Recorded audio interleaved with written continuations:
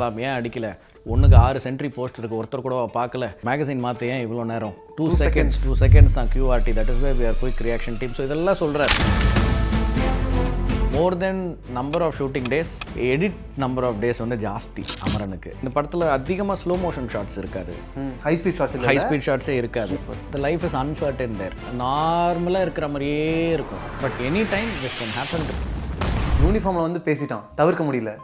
ரொம்ப நல்லது. ஆமாம், ரஜினி சார் கூட சொன்னார், அதெல்லாம் ரொம்ப நல்லா இருந்துச்சு அப்படின்னு சொன்னார். Told me few things which were very touching. எப்பயுமே வந்து நாங்கள் ஒன்றா இருந்ததில்லை பெருசாக. காலேஜ் படிக்கும்போது கல்யாணம் ஆன புதுசில் சண்டேஸில் விசிட்டர்ஸ் டேயில் மீட் பண்ணுறதுக்கு சான்ஸ் கிடைக்கும். அன்றைக்கி ஒரு நாள் தான் தூங்குறதுக்கு, ஒரு நிம்மதியாக இருக்கிறதுக்கு டைம் கிடைக்கும். அன்றைக்கி நான் போயிடுவேன். So most of the times அவன் வந்து டயர்டாகி தூங்கிடுவான் அப்படின்னு சொல்கிறாங்க. OTAயில் அவர் பாசிங் அவுட் பரேட் அப்புறமா எடுத்துக்கிட்ட ஒரு ஃபோட்டோ, 4 பேர் இருப்பாங்க, அம்மா, அப்பா, இந்து அண்ட் முகுந்த். இந்த மம்முட்டி சீன் வந்து நம்ம இவ்வளோ அசால்ட்டாக தூக்கிட்டோம் அப்படின்னு சொன்னால் ஃபேன்ஸ்க்கெல்லாம் கோவம் கூட வரும். அது அவ்வளோ நல்ல சீனாக அதை ஏங்க படத்தில் வைக்கலன்னு நினைப்பாங்க அவங்க.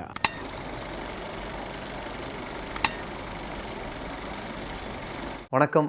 வணக்கம் Mahadevan. Thank you for having me in your show. நம்ம இன்னைக்கு தட் ஒன் சீனில் அமரன்லேருந்து ஒரு சீன் பேச போகிறோம். ஸ்கிரிப்ட் படித்தேன், அது வந்து சீன் நம்பர் 2. அந்த சீனை பற்றி ஏன் பேச போகிறோம் அப்படின்னா, ஒரு படத்துக்கான மூட் செட் பண்ணுறதுன்றது ரொம்ப ரொம்ப முக்கியமான ஒரு வேலை. ஸோ அந்த ஓப்பனிங் சீன் பற்றி தான் நம்ம பேச போகிறோம்.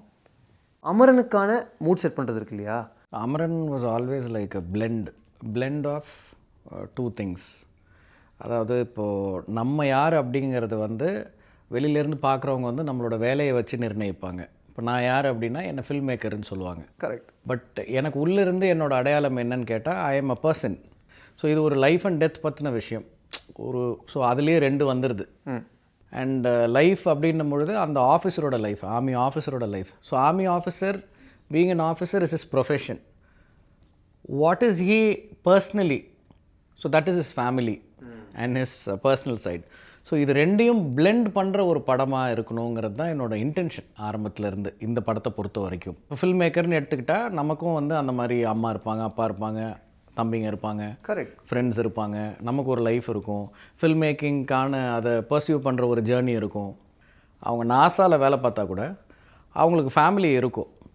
ப்ரப்போர்ஷனேட்டாக அவங்க டைம் ஸ்பெண்ட் பண்ணுறது வச்சு அப்படியே நம்ம வந்து ஈக்குவலண்ட் இதுதான் அவங்களோட பாண்டிங் வித் த ஃபேமிலின்னு நம்ம முடிவுக்கு வந்துட முடியாது. அவங்க அதிக நேரம் அந்த சயின்ஸ்க்காக ஸ்பெண்ட் பண்ணலாம், பட் ஸ்டில் அந்த ஃபேமிலி பாண்ட் வந்து they will hold it high. So அதுதான் எனக்கு இங்கே இந்த கதையை அப்படி சொல்லணும்னு தோணுச்சு. ஸோ நீங்கள் சொன்ன பர்டிகுலர் சீன், 2வது சீன் வந்து அந்த ஆர்மி வேர்ல்டுக்குள்ளே எடுத்துகிட்டு போகிற முதல் சீன். கரெக்ட். ஆர்மி வேர்ல்டுக்கான முதல் scene, but that's the second scene in the film. So first scene will be introduction of Indhu Rebecca Varghese ஃப்ளைட்டில். ஸோ அது சீன் நம்பர் 1. இப்போ இது 2ம் எனக்கு ஒரு சீன் தான். நம்பரிங் வைஸ் அது 2வது சீன். இதுக்கப்புறம் ஒன்று இருக்கும், அந்த அல்தாஃப் பாபாவை தேடி போய் அங்கே ஸ்டோன் பெல்ட்டிங் எல்லாம் நடக்கிறது, அதுவும் சீன் 1 தான். பட் அது நம்பரிங் படி 3rd சீனாக இருக்கும். அது வந்து லொக்கேஷன் மாற வேறு சீன் அப்படின்னு போகிறோம். பட் அதுதான் இதெல்லாம் blood and it will come back to the flight again. ஆமாம்.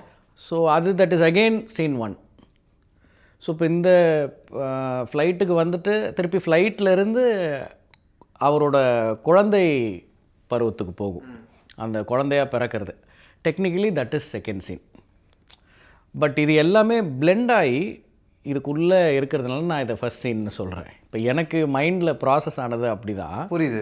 அதே மாதிரி இந்த பர்டிகுலர் நம்பர் 2ங்கிற சீன் வந்து அதான் அந்த சீட்டா கம்பெனியை நம்ம எஸ்டாப்ளிஷ் பண்ணி உள்ளே போகிறது. பேசிக்காக ஃபஸ்ட் சீன் வந்து அந்த கடல்லேருந்து ஆரம்பிக்கும், அதுலேருந்து ஃப்ளைட்டுக்கு வரும், அவங்களோட வாய்ஸ் ஓவர் இருக்கும், அதுக்கப்புறம் இந்துவோட ரிவீல் இருக்கும். அவங்க எதிரில் லேப்டாப் வச்சுருப்பாங்க, அந்த லேப்டாப்பில் ஒரு பிளாக் ஓப்பனாக இருக்கும், ஒரு பிளாக் சாஃப்ட்வேர், பிளாக் ரைட்டிங் பொண்ணு மாதிரி எடுத்துக்கிட்டு அது அந்த 4th வால் பிரேக்கிங்க்கு வாய்ஸ் ஓவர் பேசுகிற ஒரு பொண்ணு கதையாக இருக்கணுங்கிறதுனால ஒரு பிளாகர் ஆக்கி அந்த பிளாகர் வந்து பிளாக் சைட்டை ஓப்பன் பண்ணி வச்சுருக்கும் போது அதில் ஃபோட்டோஸ் அண்ட் டெக்ஸ்ட் காம்பினேஷனில் ஒன்று இருக்குது. அந்த ஃபோட்டோக்குள்ளே இப்போ உள்ளே போகிறோம். February 9, 2013 எடுக்கப்பட்ட ஒரு பிக்சருக்குள்ளே போவோம். ஸோ அந்த பிக்சருக்குள்ளே போய் அந்த பிக்சர் எடுக்கப்பட்ட இடம் அலைவாகி அந்த இடத்த ஒரு சிங்கிள் ஷாட்டில் எஸ்டாப்ளிஷ் பண்ணுற சீன் தான் அந்த சீன். ஓகே. ஸோ அந்த சீன் எண்டில் தான் அந்த ப்ராங்க் முடியும். அந்த ப்ராங்க்குக்கு அப்புறம் அந்த அல்தாஃப் பாபா சீக்வன்ஸ் இருக்கும். போகிறோம். ஸோ இதோடைய இன்டென்ஷன் இதுக்கு பின்னாடி இருந்தது என்னென்னா, establish all the characters who are important for the film. அதுதான் இந்த சீக்வன்ஸோட இது. And also establish their life, their daily ritual, அவங்க ரொட்டீன் என்ன, அது பற்றி இருக்கிறதா இந்த நம்பர் 2ங்கிற சீன் அது. ஓகே. ஆமாம். நான் ஏன் இந்த பர்டிகுலர் சீனை பற்றி பேசணும்னு நினச்சேன்னா, ஒன்று நான் முதல்லே சொன்ன மாதிரி பர்ஃபெக்டாக மூட் செட் பண்ணுது. மூட் செட் பண்ணதுலேயுமே நீங்கள் லீடை வச்சு மூட் செட் பண்ணுறதுன்றது ஓகே. பட் அந்த ஜியாகிரஃபியில் ஷங்கர்னு அது வரைக்கும் எங்களுக்கு தெரியாத ஒரு கேரக்டர், ஒரு பையன் குளிச்சுக்கிட்டு இருக்கான், சோப்பு நுரெல்லாம் இருக்குது, அவனை ஃபஸ்ட்டு காமிச்சிடுறீங்க. அப்படியே அந்த இடத்துல நம்ம சுற்றி பார்க்குறோம், லீடை காமிக்கிறீங்க, அங்கே ஒரு அட்டாக் ஆரம்பிக்குது, எல்லோரும் தயாராகிறாங்க. அந்த குளிச்சுட்டு இருக்க ஷங்கர் பையன் அப்படியே அண்டர்வேரோட ரைஃபிள் எடுத்துகிட்டு வர்றது இருக்கு இல்லையா, அங்கே நான் படத்துக்கு செட் ஆகிட்டேங்க. ஏன்னா அவங்க எவ்வளோ அலர்ட்டாக இருக்க வேண்டியதாக இருக்குது. அலர்ட், எஸ், ஆமாம், alert. And also the life is uncertain there.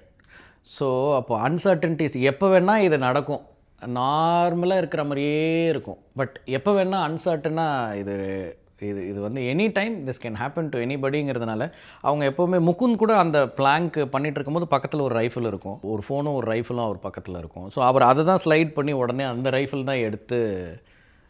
So அவங்க எல்லாருமே அவங்க பங்கர்ஸ் நம்ம அந்த டாமிட்ரிக்கு உள்ள கேமரா போகும்போது அதுலேயுமே உள்ள எல்லாரும் அவங்க பக்கத்தில் ரைஃபிள்ஸ் இருந்துகிட்டே இருக்கும். அதான் it should become your extra limb அப்படின்னு சொல்லுவாங்க. கன்னு அந்த ரைஃபிள் இன்னொரு கையாக ஆகிடணும் அது அப்படின்ட்டு. ஸோ அதனால் குளிக்கும் போது அவங்க எப்போவுமே அந்த ரைஃபிளோடு இருக்கு. ஏன்னா நிச்சயம் இல்லாத ஒரு இடம் அது, எப்போ எது நடக்கும்ன்றது தெரியாது. So they should be prepared. எங்கேயோ ஒரு ப்ராக்கெட்டில் இருக்கணும், சிங்கிள் ஷாட் த்ரூ அவுட்டுன்னு இருக்கும். ஓகே. கதை சொல்லும் போது நான் அது சிங்கிள் ஷாட்டாக தான் சொல்லியிருக்கேன் எல்லாருக்குமே. அது கடைசியில் டைட்டில் சீக்வன்ஸ் ஆனது தான் எனக்கு சர்ப்ரைஸ். ஏன்னா டைட்டில் எங்கே போடலான்னு முடிவே பண்ணல. டைட்டிலுக்குன்னு நான் ஒரு சீக்வன்ஸ் வச்சுருந்தேன். ஓகே. அந்த சீக்கு முன்னாடி அது வந்து காஷ்மீரோட பேக் ஸ்டோரி அதை சொல்கிற மாதிரியான ஒரு, அதாவது அந்த இப்போ இந்த காலகட்டத்துக்கு முன்னாடி காஷ்மீருக்கு ஒரு இதுக்கு முன்னாடி ஒரு முந்தைய சரித்திரம் ஒன்று இருக்குல்ல. ஸோ அது 1947 ஆரம்பித்து அது வரைக்கும் அது ஒரு அனிமேஷனாக டைட்டில் சீக்வன்ஸ் வரணும்னு நினச்சேன். அப்புறம் நான் அதை தான் சினிமாக்குள்ளேயும் படத்துக்குள்ளேயும் அது அங்கே வேறு ஒரு இடத்துல வரப்போகுது. ஸோ அதை இங்கேயே அதை சொல்லிட வேணான்னு சொல்லி ஸ்க்ரீனுக்குள்ளேயே நம்ம சீன்ஸுக்குள்ளேயே டைட்டில் போயிடலான்னு சொல்லிட்டு இந்த சிங்கிள் ஷாட் நீங்கள் சொல்கிற அந்த சிங்கிள் ஷாட் மேலே தான் கிரெடிட்ஸ் வரும், ஓப்பனிங் கிரெடிட்ஸ் அதில் தான் வரும். எஸ். ஸோ அது எப்போவுமே சிங்கிள் ஷாட் தான். அந்த மாதிரி நிறைய சிங்கிள் ஷாட்ஸ் இருக்குது படத்தில். அது எல்லாமே முன்னாடிலேருந்தே சிங்கிள் ஷாட்ஸாக தான் இருந்து. இன்ஃபேக்ட் ஐ வாண்டட் ஈவன் அந்த கடல்லேருந்து மேலே அந்த ஃப்ளைட்குள்ளே போகிறதுமே வந்து ஒரு சிங்கிள் ஷாட்டாக தான் இப்போவும் ட்ரீட் பண்ணப்பட்டிருக்கு. Though there is some graphics cloud வந்து டிரான்சிஷனுக்கு யூஸ் ஆகிருக்கும் சிங்கிள் ஷாட் மாதிரி. பட் அதுவுமே ஒரு சிங்கிள் ஷாட்கான ஒரு இது தான் அது, அங்கேருந்து ஃப்ளைட்டுக்குள்ளே வரது. இதை இமேஜின் பண்ணும்போதே ஆமாம், ஒரு ரைட்டர் ஒரு ஃபிலிம் மேக்கர் இதை சிங்கிள் ஷாட்டாக ப்ரெசென்ட் பண்ணால் நல்லா இருக்கும்னு ஏன் டிசைட் பண்ணீங்க?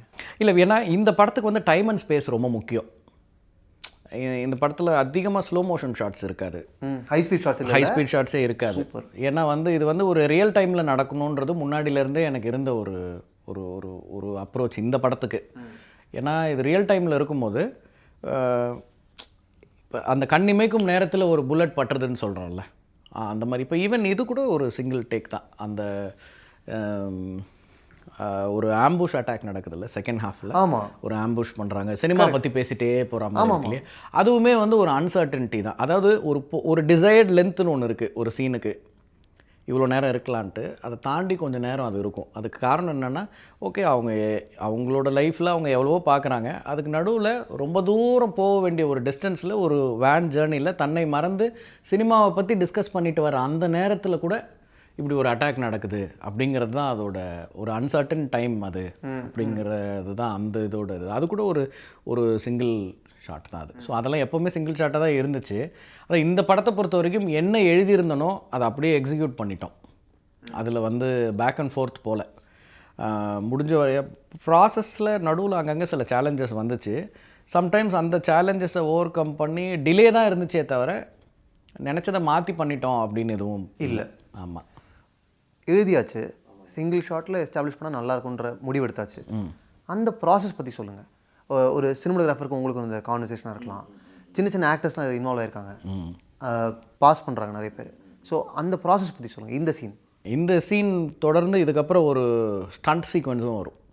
இதுக்கப்புறம் அதுக்கு அந்த புல்லட் படுறது தான் வந்து கட்டு.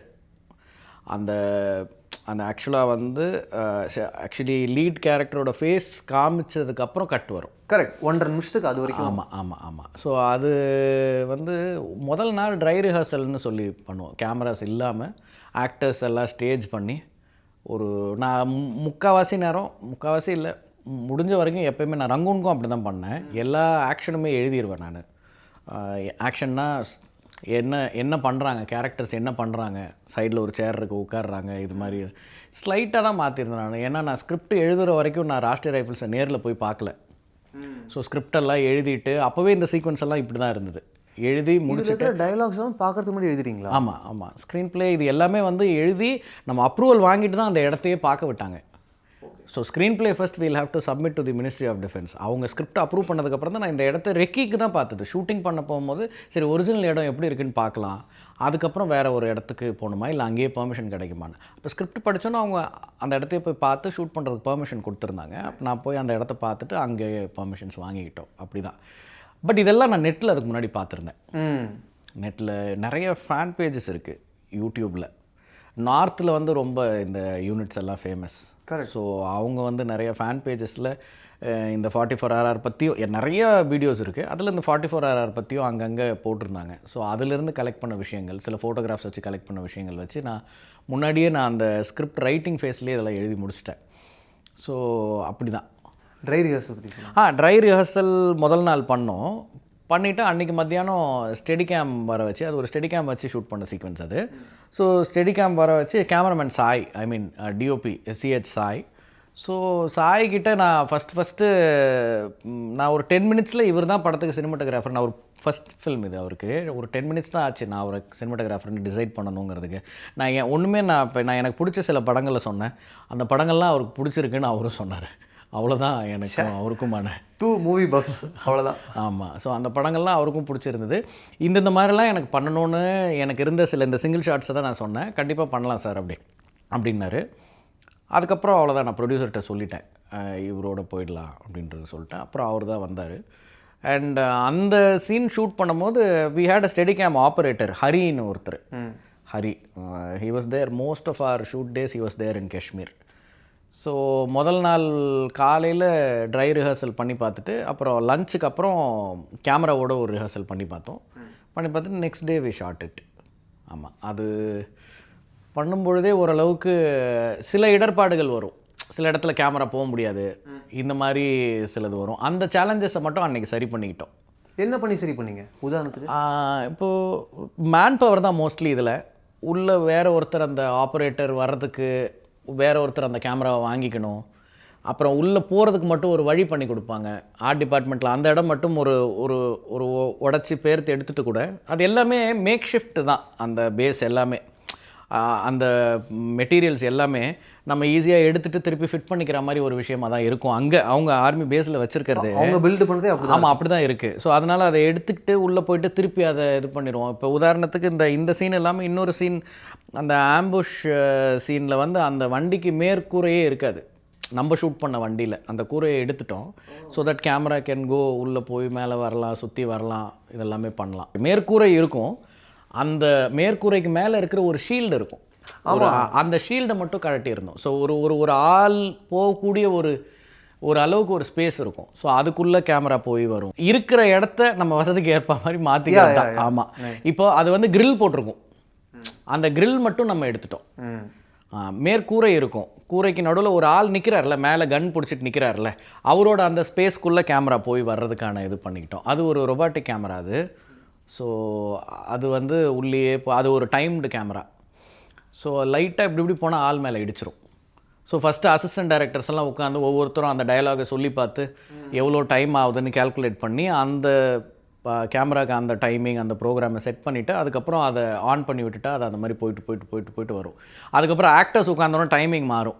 கரெக்ட். ஸோ திருப்பி அவங்க டைமிங் ஒன்று செட் பண்ணோம். ஸோ அது ஆக்டர்ஸும் எல்லோரும் அப்படியே ப்ராக்டிஸ் ஆகிட்டாங்க. ஸோ நிறைய ரிஹர்சல்ஸ் பண்ணிவிட்டு அதுக்கப்புறம் ஷூட் பண்ணும்போது அது பாசிபிள் ஆச்சு. இந்த சீக்வன்ஸில் நீங்கள் சொன்ன மாதிரி இவங்களுடைய பர்சனல் லைஃப், அதில் இருக்கக்கூடிய அமைதி அண்ட் அது அப்ரப்டாக கட் ஆகி ஒரு அட்டாக், இதை எஸ்டாப்ளிஷ் பண்ண போகிறீங்க. இதுக்குள்ளே சின்னதாக ஹியூமரும் வைக்கிறீங்க. ஃபோட்டோ ஸ்டுடியோ இல்லைம்மா, ஃபோட்டோ ஷாப். கரெக்டாக ஒரு பையன் வந்து அம்மாட்ட கல்யாண பொண்ணு ஃபோட்டோ வந்ததை பற்றி பேசிகிட்டு இருப்பாரு. இன்னொரு பக்கம் சங்கர் குளிச்சுட்டு இருப்பாரு. ஃபோட்டோ ஸ்டூடியோவா? அம்மா ஃபோட்டோ ஸ்டூடியோ இல்லைம்மா, ஃபோட்டோ ஷாப்பு. இதில் ஹியூமரும் ப்ளேஸ் பண்ணுன்றது இருக்கு இல்லையா? இல்லை, ஐ திங்க் அந்தந்த லைஃப் தான். இப்போது humour, violence or action or love, இது எல்லாமே வந்து ஒரு ஸ்கிரிப்டுக்குள்ளே இருக்கணும் நம்ம ரசிக்கிறதுக்கு, கரெக்டு. பட் அகெயின் அது ஃபோர்ஸ் ஃபிட்டாக இருக்க முடியாது. அது யாரோட லைஃப்பை, இப்போது எந்த மாதிரி வேர்ல்டுக்குள்ளே இது நடக்குது அப்படிங்கிறது தான். இப்போது ஆர்மினாலே it comes with army banter. அப்போது ஆர்மிக்குள்ளே ஆக்ஷன், வயலன்ஸ், சம்டைம்ஸ் அது இம்பேக்ட், பாதிப்பு. இப்போ இது வந்து it becomes part of that life. So அந்த லைஃப்குள்ளே ஹியூமரும் சண்டையும் அனலும் எப்பயுமே அதுக்குள்ள பகுதிகள் ஆகிடுது. அப்போ அந்த ஹியூமர், இப்போ நம்ம அந்த மாதிரி யாரை பற்றி படம் எடுத்தாலும் அவங்களுக்குன்னு சில அவங்களும் அவங்க சார்ந்து இருக்கிற ஒரு வேர்ல்டும் இருக்குல்ல, அந்த world will decide the emotions. Sometimes சில படங்களில் வயலன்ஸ் நிறையா இருக்கும். ஏன் வயலன்ஸ் இவ்வளோ இருக்குது அப்படின்னு கேட்பாங்க. அதுக்கு காரணம் வந்து violence is part of their life. அப்போ அதை பற்றின கதையை அவங்க சொல்லும் பொழுது அதில் வயலன்ஸ் இருக்குது. ஸோ இப்போ இதில் வந்து தே ஃபேஸ், இந்த பக்கம் ஒரு டேஞ்சர் ஃபேஸ் பண்ணுறாங்க. And they are also suppose to be prepared, risk takers, அட்டாக்குக்கு ரெடியாக இருக்கணும். அதே நேரம் அவங்களோட இயல்பு வாழ்க்கையாக அதை மாற்றிக்கணும்ல. அப்போ மாற்றிக்கும் போது நார்மலி ஃபன்னி ஆயிரும்னு நினைக்கிறேன் நிறைய சுச்சுவேஷன்ஸ். ஸோ அந்த ஆர்மி பேண்டர் வந்து தவிர்க்க இயலாதது. அதனால் அதுக்குள்ளே ஹியூமர் வந்தே ஆகணும். இன்னொன்று, ஒரு ஸ்பெசிஃபிக் கான்வர்சேஷன் ரொம்ப பிடிச்சிருந்துச்சு. எல்லா சீசன்லையும் ஆப்பிள் கிடைக்காது, ஆனால் கார்பெட் கிடைக்கும், வாங்கிட்டு வரேன். இதுக்கு எப்படிங்க அரைவானுங்க? இல்லை, இப்போ ஜென்ரலாக அதை காஷ்மீர்னாலே ஸ்னோன்னு நினைப்பாங்கல்ல எல்லாரும். அந்த மாதிரி நம்ம சென்னைனா கூட எப்பயுமே சென்னை இப்படி தான் இருக்கும், எப்பயுமே பாம்பேனா இப்படி தான் இருக்கும், சுவிட்சர்லாண்ட்னா எப்பயுமே இப்படி தான் இருக்கும்னு ஒரு பொது புத்தியில் ஒரு புரிதல் இருக்கும்ல. அந்த மாதிரி காஷ்மீர்னா அந்த கேரக்டர்கிட்ட யாரோ பேசுகிற ஒருத்தன் கேட்க முடியும்ல. அதாவது ஆப்பிள் வாங்கிட்டு வான்னு தொல்லை பண்ணுறவங்க இருப்பாங்க. எப்போ பார்த்தாலும் டெய்லி இங்கே ஆப்பிள் விளையாடுறேன், அதுக்குன்னு ஒரு சீசன் இருக்குது, நான் அப்போ ஆப்பிள் வாங்கிட்டு வரேன். கார்பெட் வேணால் எப்போ வேணால் கிடைக்கும், அது வேணால் வாங்கிட்டு வரேன். நீ கொஞ்சம் எங்கள் அப்பாவை பாரு, அவர் உடம்பு சரியில்லாமல் இருக்கார், தனியாக இருக்கார், கொஞ்சம் எங்கள் அப்பாவை போய் கவனிய, அப்படிங்கிறது தான் அவனோட டைலாக். அப்போ இவன் யார்கிட்டயோ அதை சொல்கிறான். He is depend on somebody, maybe a friend or a cousin. அப்போ அவன் வந்து அவனோட நோக்கம் இவன்கிட்ட ஆப்பிள் வாங்குறதுலேயே இருக்குன்ற ஒரு இதுதான். அது ஜென்ரலாக இருக்கிற ஒரு இது சம்டைம்ஸ் அந்த இடம் நமக்கு அதெல்லாம் கொடுத்துருது. இப்போது ஷங்கருக்கு வருவோம். ஷங்கர் குளிச்சுட்டு இருந்தார், டக்குன்னு ரைஃபிள் எடுத்துகிட்டு ரெடி ஆகிட்டார். இது எல்லாமே ஓகேங்க. அதுக்கப்புறமா முகுந்த் அவங்களோட டீம் கிட்ட யார் என்னெல்லாம் தப்பு செஞ்சாங்க, யார் என்னெல்லாம் சரியாக செஞ்சாங்க அப்ரிஷியேட்லாம் பண்ணுறாரு. இந்த ஹோல் கான்வர்சேஷன் ஷங்கர்கிட்ட முடியுது. ஷங்கர் சூப்பர்டா, சூப்பர் க்ளோஷருங்க அது. அது நீங்கள் விடாமல் பண்ணது ரொம்ப நல்லா இருந்துச்சு. அது எழுதும்போதே அங்கே அது வந்துருச்சா? சில நேரம் the flow will take us. இப்போ ஷங்கர் ரைஃபிள் எடுத்துகிட்டு ஓடுறாருல, இப்போ நிறைய தப்புகள் மட்டுமே ஒரு லீடர் சொல்லிகிட்டே இருக்கான், பாராட்டும் பண்ணணும்ல. அப்போ அது இந்த கேரக்டரிஸ்டிக்காக, முகுந்தோட கேரக்டரிஸ்டிக்காக நம்ம அதை வைக்கும்போது அவர் மிஸ்டேக்ஸ் மட்டும் பாயிண்ட் அவுட் பண்ணல, சில பேர் அப்ரிஷியேட்டும் பண்ணாங்க அந்த டீமில். அப்படிங்கிறது வந்து வஹீத் வந்து ஸ்ட்ரெச்சர் எடுத்துகிட்டு வந்தது, that was good with the stretches. I really appreciate Shankar, சூப்பர்டான்னு சொல்கிறது வந்து ஷங்கரும் ஸ்ட்ரெச்சருக்கு வந்திருப்பார். அப்புறம் அப்போ நம்ம பார்க்கும்பொழுது அவன் அப்பயுமே வந்து அந்த அண்டர்வேரோட தான் நிற்பான், அந்த காஞ்ச சோப்பு நுரையோட அவன் அப்படி தான் நின்றுட்டுருப்பான். ஸோ அதுக்காக அப்ரிஷியேட் பண்ணுறது தான். ஏன்னா அவர் வந்து ஹூட்டர் அலாம் ஏன் அடிக்கலை, 1க்கு 6 சென்ட்ரி போஸ்ட் இருக்குது, ஒருத்தர் கூட பார்க்கல, இது மேகசின் மாற்ற ஏன் இவ்வளோ நேரம், 2 செகண்ட்ஸ் தான் QRT, that is way we are quick reaction team. So இதெல்லாம் சொல்கிறார், எல்லா தப்பு எல்லாமே சொல்லிட்டு வராரு. அப்போது யாராவது கண்டிப்பாக இது எப்பயுமே நடக்கும்ல, ஒரு டீம் லீடர் அப்படின்னா நிறைய தப்பு கண்டுபிடிப்பாங்க generally. That is why they are the leaders. And there will be 1 or 2 smart minds in a team always. they will always அவங்க வந்து எப்போவுமே they'll excel, they'll be smart. So அந்த அப்ரிசியேஷன் இருக்கிறது தான் அது. அந்த மாதிரி ஒரு இதுதான் அது. அது வந்து ஃப்ளோவில் வந்து சில நேரம் அமையும், அப்படியே அமைஞ்சிருது. ஆமாம், அப்படியே அமையிறது தான். அண்ட் இந்த டயலாக் ஃப்ளாட்டாக இல்லைங்க. எனக்கு என்ன இந்த கான்வர்சேஷனில் ஈர்த்துச்சு அப்படின்னா, ஸ்பெசிஃபிக் டீட்டெயில்ஸ் இருந்துச்சு. நீ நல்லா பண்ண, நீ ஸ்லோவாக இருந்த, அப்படி பொதுவாக ஃப்ளாட்டாக சர்ஃபேஸ் லெவலில் இல்லாமல் QRTன்னு சொன்னது, மேகசின் மாற்றுறதுக்கு 2 செகண்ட்ஸ் தான் டைம் எடுக்கணும்னு சொன்னது, சாண்ட் பேக்ஸ் எதுக்கு அங்கே இருக்குன்னு சொன்னது, கேட்டில் இருந்த கார்ட்ஸ் வந்து புல்லட் ப்ரூஃப் ஜாக்கெட்ஸ் போட்டால் பார்த்தாது, பட்கா போடணும்னு சொன்னது. இதெல்லாம் டெக்னிக்கல் டீட்டெயில்ஸ். அங்கே இருக்கக்கூடியது இல்லையா, அதுக்குள்ளே நீங்கள் எப்படி போனீங்க? I think, I don't know, this happens again and again. I would say details are always there in everything. இப்போ உங்களோட ஒரு ப்ரொஃபஷனை பற்றி நம்ம படம் எடுக்கிறோம், அவர் தான் கேரக்டராக இருக்கார், ஒரு ஹோஸ்ட் பண்ணுறவர் ஆர் ஒரு இன்டர்வியூ பண்ணுறவர் ஆர் ஒரு ஃபில்ம் அப்ரிஷியேஷனை விரும்பி பண்ணுற ஒரு கேரக்டர் தான் நம்மளோட லீட் கேரக்டராக இருக்காருன்னா, அவருடைய உபகரணங்கள், அவருடைய லைஃப் ஸ்டைல், இது எல்லாமே டீட்டெயில்ஸ் தான். அவருடைய முன்கதை, அவருடைய தற்போதைய கதை, அவருடைய ஃப்யூச்சர், இதுவும் டீட்டெயில்ஸ் தான். ஆனால் இந்த டீட்டெயில்ஸை தியரியாக நம்ம ப்ரெசென்ட் பண்ணிடக்கூடாதுல்ல. அப்போது அந்த details become part of our vocabulary and also part of our scenes. அப்போ அதை தனியாக சீனாக பண்ணாமல் நம்மளோட சீன்ஸுக்குள்ளே அதையும் ஒரு லேயராக போடும்பொழுது it becomes tense and details are also there. We also convey our emotions and இது எல்லாம் சேர்ந்து அதில் வந்துரும்னு நினைக்கிறேன். இட் பிகம்ஸ் டென்ஸ்ன்றது ரொம்ப நல்லா இருந்துச்சு. டென்ஸ், எஸ், டென்ஸ் தான் கரெக்டான வார்த்தை. இந்த எஸ்பெஷலி அமரன் பொறுத்த வரைக்கும் எனக்கு டென்சிட்டி கிடைக்க சந்தோஷமாக இருந்தது எனக்கு. அது ஏன் அப்படின்னா, இப்போ ஆர்மி இட் செல்ஃப் அதுவே ஒரு ஆர்கனைசேஷன். அப்போ அதில் ஒரு ஆஃபீஸரோட ஜேர்னி வந்து இவ்வளோ இருக்குது, அது ஒரு கட்டமைப்பாக இருக்குது. காஷ்மீர் இன்னொரு ஒரு சுச்சுவேஷனோடு இருக்குது அந்த ஜோன். அண்ட் அங்கே ராஷ்ட்ரிய ரைஃபிள்ஸ்ன்ற ஒரு யூனிட் வந்து அது ஒரு பிரத்யேகமான ஒரு சிறப்பம்சத்தோடு இருக்குது. இப்போ இது எல்லாத்தையும் நம்ம பார்க்கணுன்னு நினைக்கிறேன். அதெல்லாம் நம்மக்கிட்ட வந்து இது இப்படி இருக்குது, இது இப்படி இருக்குது, இது இப்படி இருக்குன்னு எல்லாத்தையும் பார்த்து, சரி இது எல்லாத்தையும் சொல்லணும் அப்படின்னும் பொழுது அது எல்லாத்தையும் நம்ம இப்படியே லீனியராக சொன்னோம்னா போயிட்டே இருக்கும். அப்போது அதை ஒன்றோடொன்று பிணைந்து அதை வந்து நம்ம டென்ஸ் ஆக்கும் பொழுது அழகாகவும் இருக்கும்னு நினைக்கிறேன். அண்ட் கதையாகவும் இருக்கும். கதையாக இருக்கும். மெயினாக கதை இருக்கணும். இது எல்லாம் அதுக்கு மேலே வந்து நம்ம அடுக்கிற விஷயங்கள். ஓகே, எனக்கு இப்போது ஸ்கிரிப்டில் ஆக்ஷன்ஸ்லாமும் நீங்கள் ரொம்ப ஸ்பெசிஃபிக்காக எழுதிட்டீங்க. முகுந்த் வராரு, டீம் அட்ரஸ் பண்ணுறாரு, சரி எது தப்புதுன்னு சொல்கிறாரு. இதில் இப்போ அந்த பட்கா போடுறது அப்படின்னா அது ப்ராக்கெட்லேயே இருக்குது, குவிக் ரியாக்ஷன் டீம் அப்படின்னு சொல்லிட்டு ப்ராக்கெட்டில் வாக்ஸ் டுவர்ட்ஸ் தி கேட்னு இருக்குது. கேட் காட்ஸ்ட்டை போய் பேசுகிறாரு, வியர்ஸ் பட்கா ஹிம்செல்ஃப், இதெல்லாம் இருக்குது. நீங்கள் ஆக்ஷன் ஸ்பெசிஃபிக்காக கொடுத்துட்றீங்க இல்லையா? இப்போ இதுலேருந்து ஒரு ஆக்டர் மாறுறாருன்னு வச்சுப்போம். இப்போ சிவகார்த்திகேயன் அவர்கள் பர்ஃபார்ம் பண்ணும்போது வேறு ஏதாவது ஒன்று வந்துச்சுன்னா ராஜ்குமார் என்ன பண்ணுவார்? அப்படியும் இருக்குது. சில நேரம் அதை அனுமதிக்கிறதும் உண்டு. சில நேரம் அவங்களும் சூப்பராக ஏதாவது பண்ண வாய்ப்பு இருக்குது. அதையும் நம்ம வந்து எடுத்துக்கணும். அண்ட் சம்டைம்ஸ் நம்மளோட விஷன்லேருந்து, நம்மளுடைய திங்கிங்லேருந்து, எழுத்துலேருந்து, கேரக்டர்லேருந்து அவங்க எக்ஸ்ட்ராவாக வேறு ஒன்று எடுத்துகிட்டு போனாங்கன்னா வந்து நம்ம அதை தவிர்க்கணும். ஏன்னா அப்படி தான் அது சேவ் பண்ண முடியும் அந்த கேரக்டரையும் படத்தையும். ஏன்னா அந்த கேரக்டர் என்ன, அந்த படம் என்னங்கிறது எனக்கு தெரிஞ்சு அந்த டைரக்டருக்கு மட்டும்தான் தெரியும். அப்போ அது வழி பிசகி வேறு விதமாக போயிட விடாமல் தடுக்க வேண்டியது நம்ம பொறுப்பு. அதை வந்து but at the same time they are also creative minds. வர்ற எல்லாருமே க்ரியேட்டிவ் மைண்ட்ஸ் தான். ஸோ நம்ம முடிஞ்ச வரைக்கும் நம்மளோட விஷனை ஃபஸ்ட்டு அவங்களுக்கு ட்ரான்ஸ்ஃபர் பண்ணிடணும். அதெல்லாம் ப்ரீ ப்ரொடக்ஷன்லேயே நடந்துடணும். கதை சொல்லும் பொழுது ஒரு ஆக்டருக்கு நம்ம விஷனை ட்ரான்ஸ்ஃபர் பண்ணுறோம், அப்புறம் திருப்பி நம்ம அந்த விஷனை ட்ரான்ஸ்ஃபர் பண்ணுறதுக்கு ஆப்பர்ச்சுனிட்டி கிடைக்கும் போதெல்லாம் பண்ணிக்கிட்டே இருக்கணும்னு நினைக்கிறேன். நான் அப்படி பண்ணுறது உண்டு. இப்போ அந்த கான்வர்சேஷன் எப்பயுமே வந்து அது ஜாலியாக பேசினாலும் இதுக்குள்ளே நான் கொண்டு வந்துடுவேன். பேச்சு இதை பற்றியே தான் நான் வச்சுக்குவேன். அப்போது அது சம்மந்தமான நிறைய செய்திகள், வீடியோஸ் இதெல்லாம் போட்டு அப்போ அவங்களும் என்னை போலவே மாறணும் அந்த படத்தில், அந்த பாத்திரத்துக்கு. அப்போது அது பண்ணும்போது அவங்களும் ஆல்மோஸ்ட் சிமிலர் பேஜில் வந்துடுவாங்க, ஒரு பேஜில் வந்துடுவாங்க. சில நேரம் அவங்களுக்கு சந்தேகங்கள் வரும், சில நேரம் ஒரு நல்ல யோசனை தோணும். அப்போ நல்ல யோசனைன்னும் பொழுது அது நம்மளுடைய ஒரு எக்ஸ்டென்ஷன் தான். அப்போ அது நமக்கானதாக இருக்கும் பொழுது நம்ம எடுத்துக்கணும், வேண்டாததாக இருக்கும்போது அதை வந்து எடுத்துக்காமல் புண்படுத்திடாமல் நம்ம அகற்றிடணும். இப்போது இதில் சில ஆக்ஷன்ஸ்லாம் மென்ஷன் பண்ணியிருக்கீங்க. லுக்ஸ் அட் ஆல், எல்லாரையும் பார்த்து சொல்கிறாரு இந்த டைலாக். இந்த பட்காவை வந்து அவரே போடுறாரு.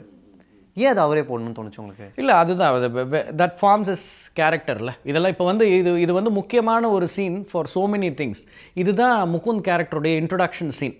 அவர் டயலாக் பேச போகிற முதல் சீன். அப்போது ஃபஸ்ட்டு அவர் ஒரு லீடர், அந்த கம்பெனி கமாண்டர். அப்போது ஒரு கமாண்டிங் டோனில் இருக்கணுங்கிறது தான் அவரோட டயலாகோட முதல் ஸ்பெசிஃபிகேஷனாக இருக்கும்னு நினைக்கிறேன். என்ன பார்க்குறீங்க அப்படின்னு இருக்கும். ப்ராங்க் இல்லை சார், ப்ராக்டிஸ் ட்ரில் அப்படின்னு சொல்லி நடந்து வந்துட்டு என்ன பார்க்குறீங்க, மிலிட்டன்ஸ் நேரங்களெல்லாம் பார்த்து அப்படின்ட்டு ஆரம்பிக்கும். ஸோ அதில் வந்து ஒரு கமாண்டிங் டோன் வந்துடணும். And he has to point out all the mistakes and also he has to while Poynting out he knows all அது. இப்போ பார்த்தா அவர் பனியன் தான் போட்டுட்ருக்கார். அந்த டைமில் அவர் புல்லட் ப்ரூஃப் போடலை, அவர் வந்து எதுவுமே பண்ணலை. அப்போது நம்ம வந்து அந்த சுச்சுவேஷன்லேருந்து தான் அவரும், ஏன்னா அவர் வந்து கேஷுவலாக தன்னை காமிச்சிக்கிறதுக்காக அதெல்லாம் முன்னாடியே பண்ணியிருப்பாருங்கிறது தான். நான் வந்து ப்ரிப்பேர்டாக இல்லை, இது நிஜம்தான் அப்படின்னு அவங்கள அந்த நேரம் நம்ப வைக்கணும் அந்த ப்ராங்கையே. அதனால அவரும் கேஷுவலாக தான் இருந்திருக்காரு. இப்போ ஆனால் வந்து at the same time he realises இதெல்லாம் முக்கியம். கேட் கார்ட்ஸ்ன்னு சொல்ல போகிறதுனால கேட்டை நோக்கி போகிறாருன்னு எழுதியிருக்கோம், அவ்வளோதான். He walks towards the gate.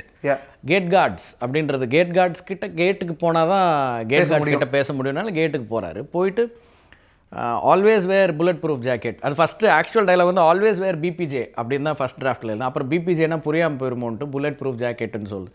அப்போ அடுத்த வரி வரும், புல்லட் ப்ரூஃப் ஜாக்கெட்ஸ். பிபிஜே போட்டால் மட்டும் பத்தாது, தலைக்கு பட்காவும் போடணும் அப்படின்னா அந்த ஹெல்மெட். ஸோ அதை வச்சு விடும்பொழுது அதில் ஒரு ஆளுமை இருக்குல்ல, அவங்க வந்து சப்பார்டினேட்ஸ். ஸோ அந்த கேரக்டரைசேஷனுக்காக வர்றது தான் அதெல்லாம்.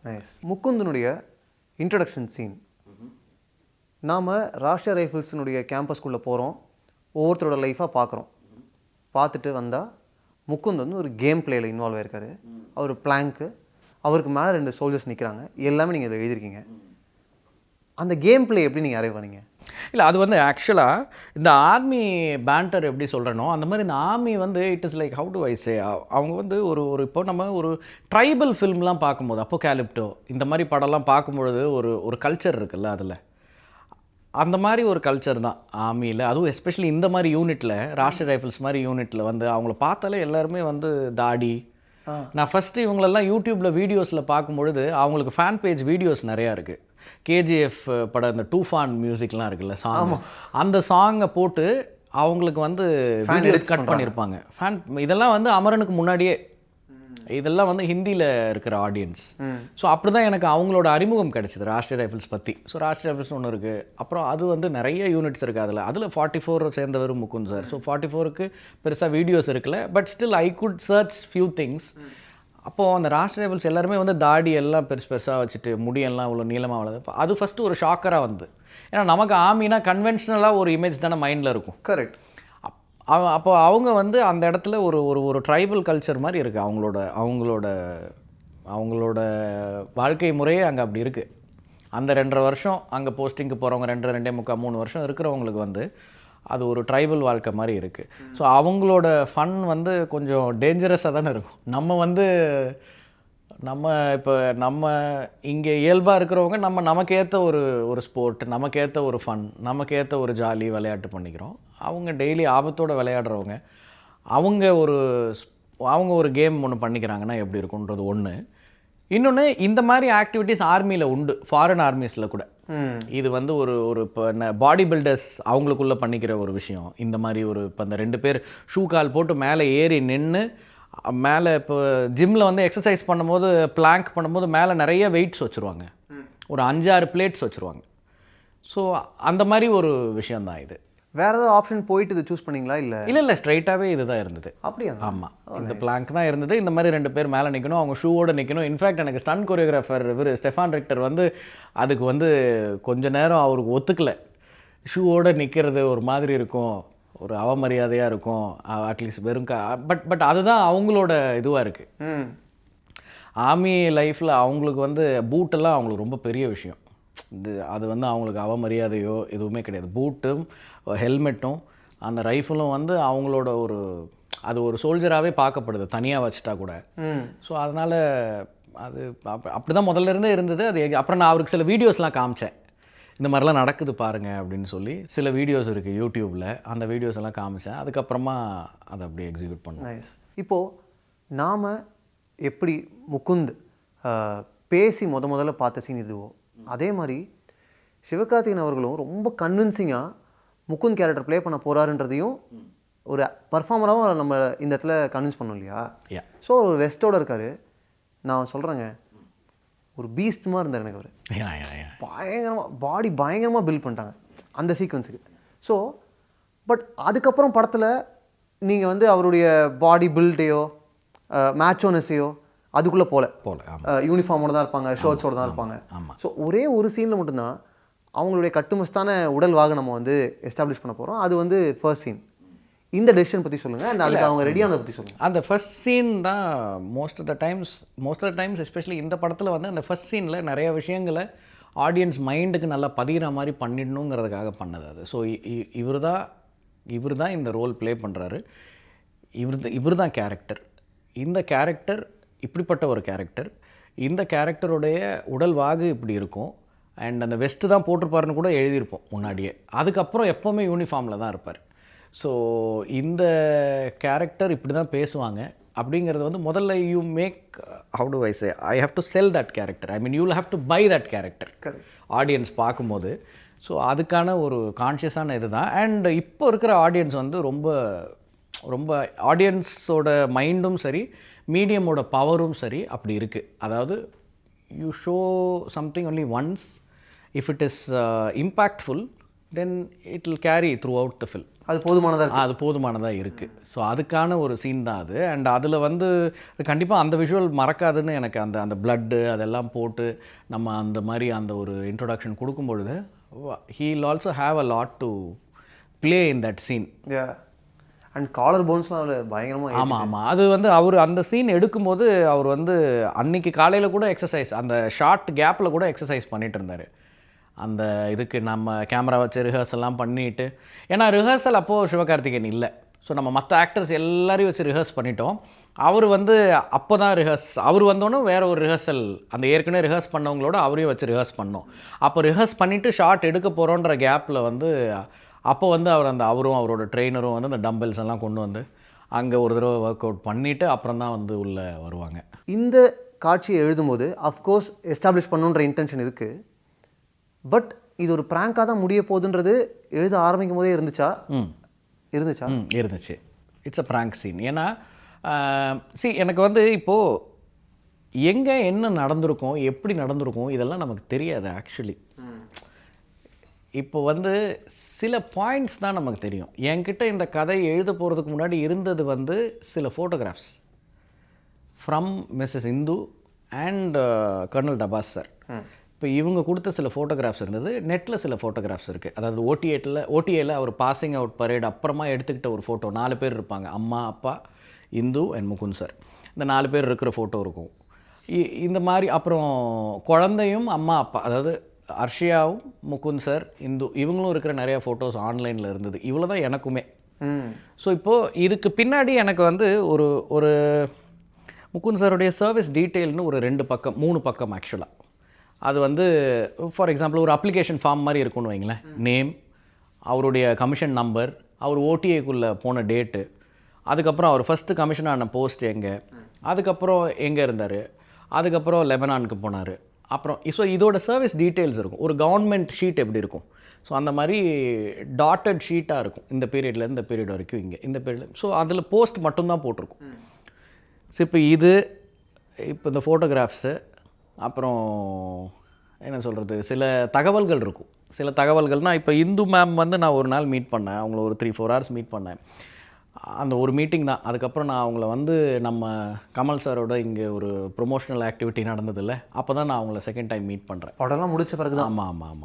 அது 2020. ஸோ ஒரே ஒரு நாள் நான் ட்ரிவாண்ட்ரமில் மீட் பண்ணுறேன், அவ்வளோதான். அப்போது அவங்கக்கிட்ட வந்து நான் கேட்க நினச்சது வந்து how she is living her life நவுங்கிறத தான் நான் கேட்க பார்த்தேன். ஏன்னா இப்போ வந்து நம்ம ஒரு படம் எடுக்க போகிறோம். அந்த படம் எடுத்ததுக்கு அப்புறமா ஆல்ரெடி ஒரு மார்டையர்ஸ் விடோன்னும் போது ஒரு பெடஸ்டலில் போட்டுருவாங்க அவங்கள. அண்ட் இந்த படம் வந்து ஒரு சூழ்நிலையை அவங்களுக்கு உருவாக்கிடக்கூடாது இல்லை. அதுக்கப்புறம் she may have other ideas.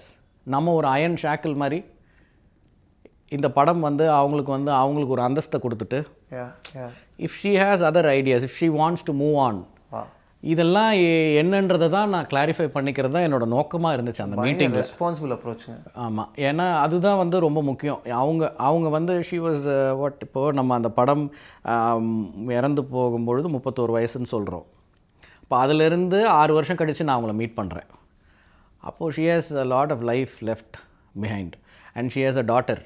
அந்த டாட்டரும் அங்கே இருக்காங்க, அங்கங்கே சுற்றிக்கிட்டு இருக்காங்க. அப்போ இவங்க சென்சிட்டிவாக ஏதாவது பேசி அழறது அந்த குழந்தை பார்த்துட்டா என்ன இதெல்லாம் இப்போ வந்து தேவ் மூவ்ட் ஆன். 6 வருஷம் தாண்டிடுச்சுல்ல. இப்போது அவங்க பேரண்ட்ஸ் வீட்டில் இருக்காங்க, அவங்க அம்மா இருக்காங்க, எல்லாருமே இருக்காங்க. ஸோ அந்த நேரம் நம்ம ஒரு டிஸ்கம்ஃபர்ட் அவங்களுக்கு கொடுத்துடக்கூடாது. அதே நேரம் அவங்களா என்ன சொல்கிறாங்களோ சொல்லட்டுங்கிறத பார்த்தேன். She told me few things which were very touching. ஒன்று வந்து அந்த மாதிரி அவங்க சொன்னது வந்து எனக்கு வந்து ஓடிஏக்கு நான் எப்பயுமே வந்து நாங்கள் ஒன்றா இருந்ததில்லை பெருசாக. காலேஜ் படிக்கும்போது அப்புறம் அந்த மாவில் கொஞ்ச நாள் கல்யாணம் ஆன புதுசில் மற்ற நேரம் எப்பயுமே வந்து நாங்கள் ஒன்றா இருந்ததில்லைன்றது சொல்லியிருந்தாங்க. அப்போது ஓடிஏக்கு போயிட்ட அப்புறம் கூட சண்டேஸில் விசிட்டர்ஸ் டேயில் மீட் பண்ணுறதுக்கு சான்ஸ் கிடைக்கும். ஸோ நான் அந்த விசிட்டர்ஸ் டே தவறாமல் போயிடுவேன் அப்படின்னு சொல்கிறாங்க. அப்புறம் விசிட்டர்ஸ் டே போனோன்னு அவன் வந்து ட்ரைனிங் பயங்கர ஹார்ட் ஒர்க், அது ரொம்ப ஹார்டாக இருக்கும் ட்ரைனிங். ஸோ அவனுக்கு வந்து தூங்குறதுக்கு தான் அன்றைக்கி ஒரு நாள் தான் தூங்குறதுக்கு ஒரு நிம்மதியாக இருக்கிறதுக்கு டைம் கிடைக்கும். அன்றைக்கி நான் போயிடுவேன். So most of the times அவன் வந்து டயர்டாகி தூங்கிடுவான் அப்படின்னு சொல்கிறாங்க. ஸோ அந்த மீட்டிங்லேயே தூங்கிடுவான் அப்படின்னு சொல்கிறாங்க. ஸோ இந்த மாதிரி இப்படி சொல்கிற விஷயங்கள், ஃபோட்டோஸ், இந்த இதெல்லாம் இருக்குது. அப்புறம் வந்து ஒவ்வொருத்தரும் அவங்கள எவ்வளோ மிஸ் பண்ணுறோங்கிறத தான் பேரண்ட்ஸ் சொல்லுவாங்க. ஸோ இதுக்கு மேலே அதில் எதுவும் நமக்கு வந்து அப்போ நான் என்ன பண்ணிக்கிட்டேன்னா, இது எல்லாத்தையும் ஃபஸ்ட்டு மைல் ஸ்டோன்ஸாக சார்ட் அவுட் பண்ணேன். ஓகே, இந்த தேதியில் 3 நாள் கண்டினியூஸாக இவங்களுக்கு கல்யாணம் நடந்திருக்கு. அப்புறம் இந்த தேதியில் அவர் வந்து ராஷ்ட்ரிய ரைஃபிள்ஸ்க்கு போயிருக்கார். இந்த தேதியில் அல்தாஃப் பாபாவை இப்படி ஒரு ஆப்ரேஷன் நடந்திருக்கு. இந்த தேதியில் இறந்து போயிட்டார். இப்போ இது எல்லாத்தையும் கோர்க்கிறதுக்கு ஒரு ஸ்க்ரீன் ப்ளே பண்ணி, அந்த ஸ்க்ரீன் ப்ளேவை எங்கே தொடங்குகிறோம், எங்கே இன்டர்வல் விடுறோம், எங்கே முடிக்கிறோம், இப்படி பண்ணிக்கிட்டது தான் இது. ஸோ இதில் வந்து காட்சியாக வந்து நம்ம வந்து எடுத்துக்கும்போது கேரக்டரிஸ்டிக்ஸ் சிலது வரும். இப்போ இதில் கர்னல் டபாஸ் சார் வந்து எங்கேயோ ஒரு இடத்துல என்கிட்ட சொல்லியிருந்தார், முகுந்த் வந்து ஒரு ப்ராங்க்ஸ்டர். ப்ராங்க்ஸ்டர்னால் எப்படின்னா, சம்டைம்ஸ் வந்து அவரோட வாய்ஸை அவருக்கே தெரியாமல் வேறு சில சீனியர் ஆஃபீஸர்ஸ் வரும்போது அவங்கள்ட்ட இவரை மாதிரி இமிட்டேட் பண்ணி காட்டுறது. அப்புறம் இவர் ரூம்குள்ளே வருவார், வர நேரம் சைலண்ட்டாக இருந்துக்கிறது. இந்த மாதிரி ப்ராங்க்ஸ் எல்லாம் பண்ணுறது. ஸோ அந்த ப்ராங்க்ஸ்டர், இந்த ப்ராங்க் அப்படிங்கிற அந்த வார்த்தை நம்மளை வந்து சேர்ந்துடும். ஸோ அப்போ வந்து ஒரு ப்ராங்க் சீனு. ஸோ இந்த மாதிரி தோன்றது தான் இந்த விஷயங்கள். ஆமாம், சம்டைம்ஸ். ஆனால் நம்ம ரியல் ஸ்டோரி பண்ணாலும், ரியல் இன்சிடென்ட்ஸ் வந்து இன்ஸ்பயர் ஆகி பண்ணாலும் இப்படி தான் பண்ண வேண்டி இருக்கும்னு நினைக்கிறேன். ஆமாம், நமக்கு சீன்ஸ் கிடச்சிருமான்னு சொல்ல முடியாது. ஆமாம், இமோஷன்ஸ் கிடைக்குது. இமோஷன்ஸ் தான் இருக்கும். அண்ட் கேரக்டர்ஸோட நியாய தர்மங்கள் இருக்கும். அந்தந்த கேரக்டர்ஸுக்குன்னு ஒரு சில குணாதிசயங்கள் இருக்கும். அந்த குணாதிசயங்களுக்கும் அந்த முக்கியமான சம்பவங்களுக்கும் அரைவாகிற கோர்வைகள் தேவை சீன்ஸாக. இப்போது அதுதான் இந்த கல்யாணத்துக்கு வந்து ஒரு குடும்பம் பிரச்சனையாக இருக்குது, ஒரு மதம் தடையாக இருக்குது, ஒரு வேறு மாநிலங்கிறது தடையாக இருக்குது அவங்க சைடில் இருந்து. அப்போது அது எப்படி நடந்திருக்கக்கூடும் அப்படிங்கிறதும் கொண்டு வரணும். நம்ம எது கன்வின்ஸ் பண்ணுச்சு? இப்போ கன்வின்ஸ் பண்ணது வந்து எப்படின்றது அது வந்து நமக்கு தெரியாது. எது கன்வின்ஸ் பண்ணியிருக்கோம் ஆக்சுவலி. இப்போது ஆப்வியஸ்லி அந்த கேரக்டரிஸ்டிக்ஸை நம்ம மீற முடியாது. ஆனால் வந்து இப்படி தான் இருந்திருக்கும், இது பண்ணால் கன்வின்சிங்காக இருந்திருக்கும், அப்படி தான் இருந்திருக்கும்னு நம்ம ஒன்று பண்ணுவோம்ல. அதனால யூனிஃபார்மில் வந்து அப்படி இருந்திருக்குன்ற ஒரு அனுமானம் தான் இது. அது ரொம்ப நல்ல ஐடியா. யூனிஃபார்மில் வந்து பேசிட்டான். ஆமாம் ஆமாம் ஆமாம், தவிர்க்க முடியல. ரொம்ப நல்லது. ஆமாம் ஆமாம் ஆமாம். ரஜினி சார் கூட சொன்னார் அந்த டைலாக தான். அந்த யூனிஃபார்மில் வந்து அதெல்லாம் ரொம்ப நல்லா இருந்துச்சு அப்படின்னு சொன்னார். அவரு ஞாபகம் வச்சு அந்த யூனிஃபார்ம் பற்றி சொன்னார். பட் அகெயின் ரியல் லைஃப்பில் அது வேறு மாதிரி இருந்திருக்கும். ஒவ்வொரு விஷயமும் வேறு மாதிரி இருந்திருக்கும். கன்வின்ஸ் எப்படி ஆனாங்கன்றது வந்து it would have taken a number of meetings like that, or somebody else would have mediated. அந்த மாதிரி நிறைய மீட்டிங்ஸ் நடந்திருக்கும் அவங்களுக்குள்ள, அந்த பெற்றோர்களுக்கும் முகுந்த் சாருக்கும் இடையில். ஆர் வேறு யாராவது ஒரு நலம் விரும்பி, இல்லை வேறு யாராவது ஒரு பெரியவங்க கூட போய் அதை நடத்தி வச்சுருக்கலாம். ஸோ அது எப்படி என்னங்கிறது வந்து நம்ம ஆக்சுவல்ஸ்குள்ளே போக முடியும். ஆக்சுவல்ஸ்குள்ளே ரொம்ப போய் நம்ம அதை டாக்குமெண்ட்ரி மாதிரி ட்ரீட் பண்ணோம்னாலும், பட் நம்ம சொல்கிறது ஒரு விதத்தில் அந்த லைஃப்பில் இருந்து பெருசாக வெளியில் போயிடலை. 100% அந்த லைஃபோட ஒத்து போகுதுங்கிற ஒரு ஸ்க்ரீன் ப்ளே தான் பண்ணியிருக்கோம். ஸோ அதுதான் இப்போ நீங்கள் இந்த ப்ராங்க்குக்காக கேட்டதுனால இதெல்லாம் வந்து இப்போ இந்த ப்ராங்க்ஸ்டர் அப்படின்ற ஒரு வார்த்தை எனக்கு டபாஸ் சார் சொல்லியிருந்தார். அது இந்த காட்சிக்கான ஒரு ஸ்டார்டிங் பாயிண்ட். ஆமாம் ஆமாம் ஆமாம். ஸோ அந்த கேரக்டரிஸ்டிக்ஸுக்கு நம்ம உண்மையாக இருக்கும்போது அது நடக்கிறது தான். எஸ். இந்த சீனுக்கான எடிட்டிங்க்கு வருவோம். ஃபஸ்ட்டு கிட்டத்தட்ட ஒரு 1.5 நிமிஷம் கட் இல்லாமல் நம்ம போகிறோம். அதுக்கப்புறமா அதாவது முகுந்த் வரதராஜன் டெக்ஸ்ட் அப்பியர் ஆன பிறகு அங்கேருந்து கட் ஆரம்பிக்குது, அட்டாக் ஆரம்பிக்குது. அதுக்கப்புறமா டீம் அட்ரஸ் பண்ணி இவங்க பேசுகிறாங்க. ஸோ அஃப்கோர்ஸ் இந்த அட்டாக்லாம் மல்டிபிள் விஷயங்கள் எடுத்திருப்பீங்க. கரெக்டாக எடிட் டேபிளில் இந்த சீனை ஒரு பர்டிகுலர் லெங்க்த்துக்கு கரெக்டான ஒரு லெங்க்த்துக்கு டியூரேஷனுக்கு அடக்குனதை பற்றி சொல்லுங்கள். இப்போ ஷூட் பண்ணது இதே லென்த்துக்கு தான். இப்போ நம்ம ஷூட் பண்ணது எல்லாமே அதுக்குள்ளே இருக்குது. ஆனால் மல்டிபிள் ஆங்கிள்ஸ் வச்சு ஷூட் பண்ணியிருக்கோம். அந்த சிங்கிள் ஷாட் கட் ஆனதுக்கப்புறமா எதிரில் இருக்கிற ஒருத்தரோட ஷாட் வரும். ஆமாம். அதுக்கப்புறம் இந்த மேலே படுறது, இலையெல்லாம் இதாகிறது, அப்புறம் அவங்கெல்லாம் பேனிக் ஆகி அப்புறம் அவங்க ஒவ்வொரு இடத்துக்கு. ஸோ இது வந்து நிறைய ஷார்ட்ஸாக எடுக்கப்பட்டிருக்கு. அதுக்கப்புறம் அந்த ஷார்ட்ஸ் எல்லாம் கிறிஸ்பியராக ஆக ஆக ஆக்ஷனோட வேகம் தான் கூடுது. எடுத்தது எல்லாமே இருக்குது, ஆனால் கம்மியாக இருக்குது, லென்த் கம்மியாக இருக்குது. ஒரு ஷார்ட்டோட லென்த் கம்மியாக இருக்குது. ஹவு டு வைஸ் அது வந்து கண்டென்ஸ்டாக அதுக்குள்ளேயே இருக்குது, எல்லாமே இருக்குது. எதுவுமே படம் ஃபுல்லாகவே ஆக்சுவலி எல்லாமே இருக்குது. அதான் யாரும் டெலிட்டட் சீன்ஸ் எல்லாம் சொன்னாங்க. டெலிட்டட் சீன்ஸ் எனக்கு தெரிஞ்சு ஒரு சீன் தான் டெலிட்டட் சீன். ஓடிஏல ஒரே ஒரு சீன் டெலிட்டட் சீன் இருக்குது. அப்புறம் ஒரு பஸ் கிட்ட ஒரு கான்வர்சேஷன் இருக்கும், அதான் அந்த மம்முட்டி சீன். அந்த சீன் டெலிட்டட். அது என்ன வந்து கிராஃபில் வந்து ஒரு பிரச்சனை இருந்துச்சு. அப்படி வரும்போது அதாவது முகுந்துடைய கேரக்டர் கிராஃபில் அந்த சீன் வந்து ஃபுல் ஸ்க்ரீன் ப்ளேயில் வைக்கும்போது அது தப்பாக இருந்துச்சு. அதனால் அந்த சீனை மட்டும் எடுத்துட்டேன் நான். மற்றபடி எல்லாமே இருக்குது. ஸோ பட் நீங்கள் எடிட் பற்றி கேட்டதுனால நான் எடிட் பற்றி சொல்லலாம். எடிட்டர் வந்து கலை. ஸோ எடிட் வந்து இதில் நிறையா மேன் ஹார்ஸ் ஸ்பெண்ட் பண்ணியிருக்கோம் எடிட்டில். எடிட் ரூமில் more then number of shooting days, edit number of days வந்து ஜாஸ்தி அமரனுக்கு. அதே மாதிரி எடிட்டிங் ஹார்ஸும் ரொம்ப ஜாஸ்தி. ஒரு நாள் நம்ம காலையில் போனோம்னா அடுத்த நாள் காலையில் 3 மணி 4 மணி வரைக்கும் எடிட்லேயே இருப்போம். திருப்பி கொஞ்ச நேரம் அங்கேயே தூங்கிட்டு மறுபடியும் காலையில் உட்காந்து மறுபடியும் அதே சீன்ஸை வந்து திருப்பி பார்ப்போம். ஸோ சின்னதாக ஃப்ரேம்ஸ் ட்ரிம் பண்ணுவோம், திருப்பி சேர்ப்போம், திருப்பி கம்மி பண்ணுவோம். அப்புறம் மோஸ்ட்லி இந்த மாதிரி வேலை நடந்துகிட்டே இருந்தது. இந்த சீன் பொறுத்த வரைக்கும் மல்டிபிள் ஷார்ட்ஸ் இருந்துச்சு. இந்த ப்ராங்க் சீன், அந்த அட்டாக்கு, அப்புறம் நிறைய ஷார்ட்ஸ் இருந்தது. அந்த ஷார்ட்ஸ் எல்லாத்தையும் கொஞ்சம் லென்த் கம்மி பண்ணி சேர்த்ததா. பட் எடுத்தது எல்லாமே இருக்குது. இந்த சீனை மல்டிபிள் டைம்ஸ் பார்த்துருப்பீங்க, நீங்களும் பார்த்துருப்பீங்க, எடிட்டரும் பார்த்துருப்பாரு. 2 பேரும் சேர்ந்து இதை குறைக்கலாம், இதுக்கு பதிலாக வேறு ஷார்ட் யூஸ் பண்ணலாம், இப்படி பெர்மிட்டேஷன் காம்பினேஷன் போய்கிட்டே இருந்திருக்கும்ல.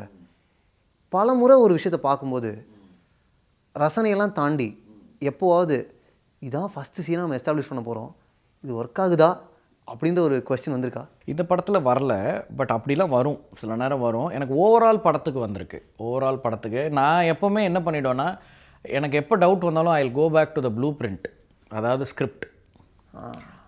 எப்போவுமே நான் வந்து ஷூட்டிங்கில் இருக்கும்போதும் சரி, எடிட்டில் இருக்கும்போதும் சரி, எந்த ஸ்டேஜில் இருந்தாலும் என் ஃபோனில் எப்போவுமே ஸ்கிரிப்ட் இருக்கும். ஃபுல் பிடிஎஃப் இருக்கும், ஃபுல் எஃப்டிஎக்ஸ் இருக்கும். ஸோ நான் வந்து எப்பயுமே என் ஷூட்டில் இருக்கும்போது கூட இம்ப்ரூவைசேஷன்ஸ் நிறையா தோணும். இம்ப்ரூவைஸ்டாகவும் சில சீன்ஸ் இருக்குது. இப்போ இந்த அச்சமில்லை அந்த கன் வச்சுட்டு போகிறாங்க இல்லையா, அது வந்து ஃபஸ்ட்டு வந்து எழுதியிருந்தது படி நான் பண்ணியிருந்தது வந்து கிரவுண்டில் தான் பேசுவாங்க. அந்த அல்தாஃப் பாபா அட்டாக்குக்கு போகிறதுக்கு முன்னாடி எப்படி கிரவுண்டில் நின்று பேசி ஒரு மோட்டிவேட்டிங் ஸ்பீச் கொடுத்துட்டு போகிறாங்களோ அந்த மாதிரி தான் அந்த அச்சமில்லையுமே இருக்கும். பட் அன்னைக்கு காலையில் எடுத்த டெசிஷன் தான் அது. இல்லை, இது ஒரு வண்டியில் வச்சுக்கலாம், அந்த கேஸ்பர் வண்டிக்குள்ளே வச்சுக்கலாம், அது ஒரு பேஸ் செட் பண்ணும் and it will be very nice, உள்ளே இருந்தால் நல்லாயிருக்கும்னு தோணுச்சு. இப்போ அது டெஃபினெட்லி ஒரு வேர்தி இம்ப்ரவைசேஷன். ஆனால் என்னென்னா அதை சொல்ல கொஞ்சம் தயக்கமாக இருக்கும் எனக்கு. இப்போ அதுக்கு வண்டி வேணும், நம்ம அதுக்கு கேமரா சொல்லலை, இதெல்லாம் என்ன பண்ணலாம் அப்படின்றத மட்டும்தான் சொன்னால். அதை மனுவர் பண்ணணும், அதை மெனுவர் பண்ணி கொண்டு வரதுக்கு மட்டும்தான் டைம். பட் அது கண்டிப்பாக பெட்டர் விஷன்னு தெரியும் எனக்கு. ஸோ சில நேரம் whenever I have doubts I will always go back to basics. ஆமாம், அந்த ஸ்கிரிப்டுக்கு போயிட்டு ஸ்கிரிப்ட் பேப்பரை படித்து பார்க்கும்பொழுது அப்போது எனக்கு கிளியராக தெரியும், இல்லை இதுக்காக தான் இது பண்ணியிருக்கோம், இதுக்காக இந்த சீனோட இன்டென்ஷன் இதுக்கான பின்னாடி இந்த இடத்துல ஒரு சீனுக்கும் இதுக்கும் சம்மந்தம் இருக்குது. ஸோ இது வந்து கலையக்கூடாது, இல்லை இது வந்து சும்மா டெட் வெயிட்டு தான், we can let go of this அப்படிங்கிறதும். சில நேரம் ரொம்ப அழகான ஒரு சீனாக இருக்குது. இப்போ இந்த மம்முட்டி சீன் வந்து நம்ம இவ்வளோ அசால்ட்டாக தூக்கிட்டோம் அப்படின்னு சொன்னால் ஃபேன்ஸ்க்கெல்லாம் கோவம் கூட வரும்.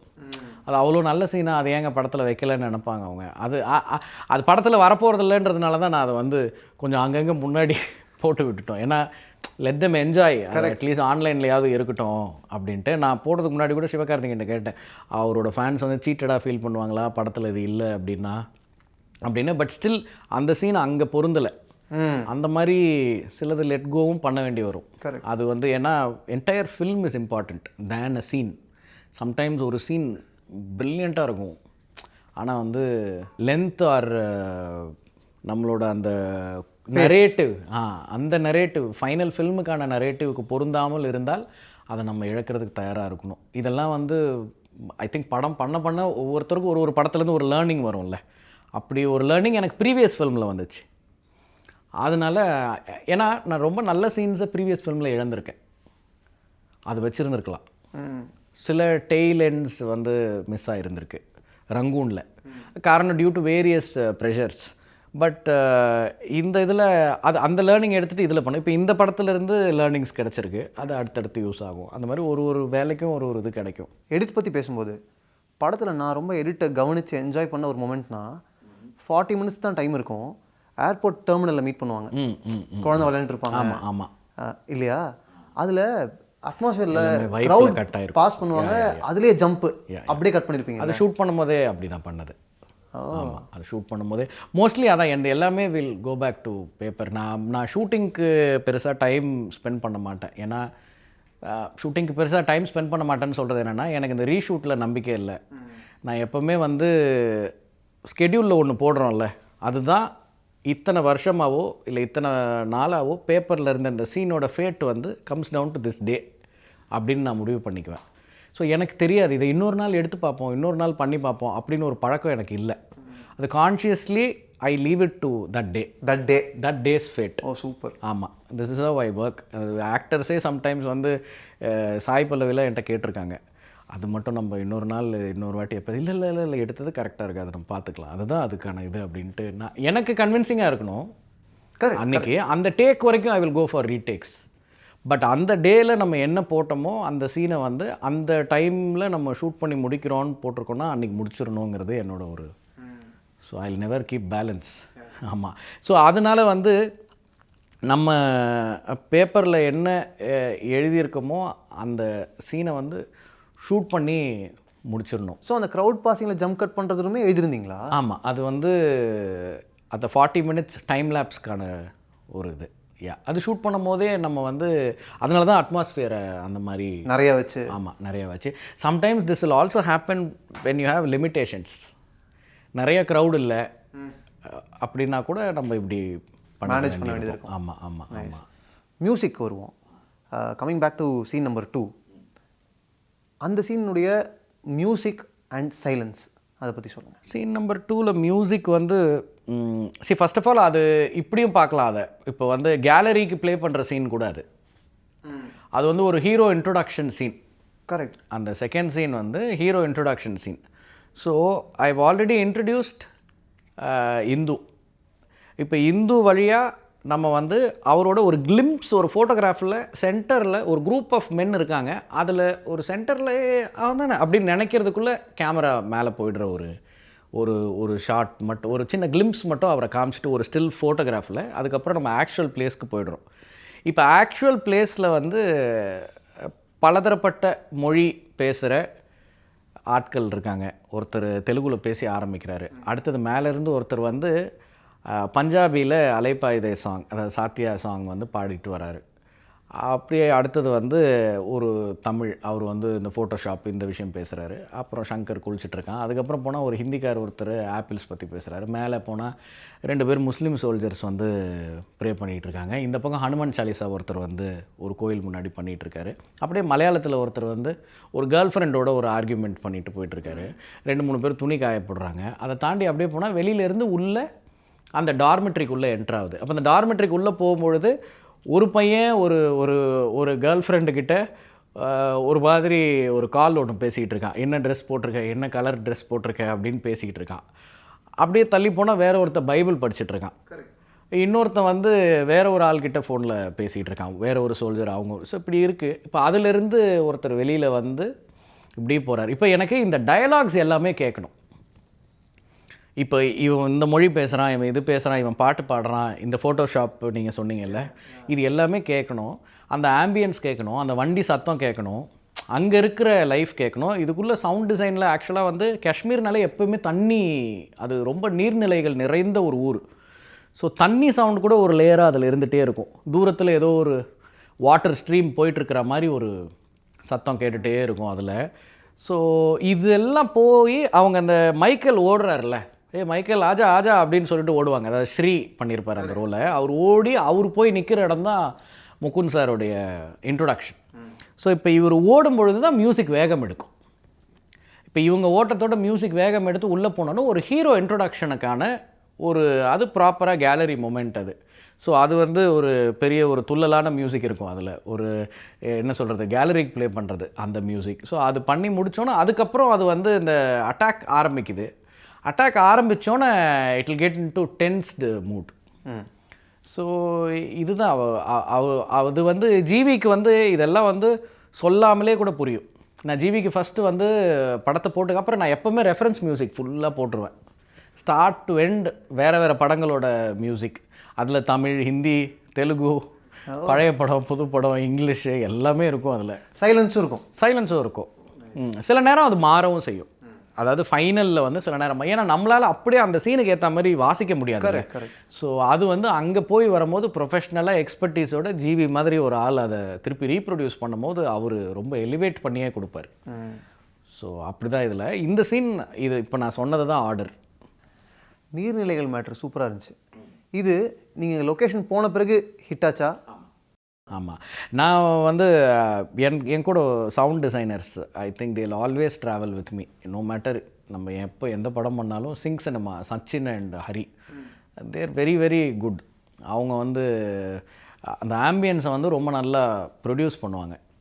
நான் எப்போவுமே அவங்களுக்கு சொல்லிடுவேன், இந்த லொக்கேஷனில் எடுக்கிறோம், இந்த லொக்கேஷனில் இப்படி இருந்துச்சுன்றதை சொல்லிவிடுவேன். அப்புறம் ஷூட்டிங் நம்ம பண்ணும்போது பைலட் சவுண்ட் ரெக்கார்ட் ஆகும்ல, நம்ம ஆர்டிஸ்ட் போட்டிருக்கிற மைக்கில் டயலாக்ஸை பிக் பண்ணுறதுக்கு அந்த ஆம்பியன்ஸ் எல்லாத்தையும் வந்து ரெக்கார்ட் பண்ணி அவங்களுக்கு அதையும் கொடுத்துருவோம். And they will also do their research. So அதுக்கப்புறம் அவங்க அது எல்லாத்தையுமே சேர்ப்பாங்க. சூப்பருங்க, ரொம்ப ரொம்ப நன்றி. Thank you so much. தேங்க்யூ. நீங்கள் நிறைய விஷயங்களை நல்லா ஆர்டிகுலேட் பண்ணி சொன்னீங்க. ஓகே, ரொம்ப நல்லா இருந்துச்சு. Thank you Madhavan, thank you. சின்ன சின்ன விஷயங்கள்லாம் நீங்கள் ப்ராப்பராக ரொம்ப சிம்பிளாக சொல்லிட்டீங்கன்னு எனக்கு தோணுச்சு. அண்ட் அதே நேரத்தில் எவ்வளோ முக்கியன்றதையும் நீங்கள் எனக்கு கன்வே பண்ணிட்டீங்க. எனக்கு மட்டும் இல்லை, பார்க்குறவங்களுக்கும் அது நிச்சயமாக ஹெல்ப்ஃபுல்லாக இருக்கும் நம்புகிறேன். Thank you so much. Hope you also had a good time. Yeah, I had a great time. And you always, it's also in the hands of the people who ask the questions. அதை வச்சு தான் அதெல்லாம் வரும்னு நினைக்கிறேன். நீங்கள் இப்போ இது one particular scene வச்சு தான் என்கிட்ட இதை கேட்டிங்க. பட் நிறைய சீன்ஸுக்கு முன்ன பின்ன போய் வரா மாதிரியெல்லாம் இருந்துச்சு இதில். தேங்க்யூ. ரொம்ப ரொம்ப நன்றிங்க. Thank you so much. அண்ட் அடுத்தடுத்த படங்கள் உங்களுக்கு இன்னும் நிறைய கிளாரிட்டி, இன்னும் பெட்டர் லேர்னிங்ஸ் வரணும் அப்படின்றது தான் என்னுடைய விருப்பம், எங்களுடைய wishes. Thank you so much. Thank you.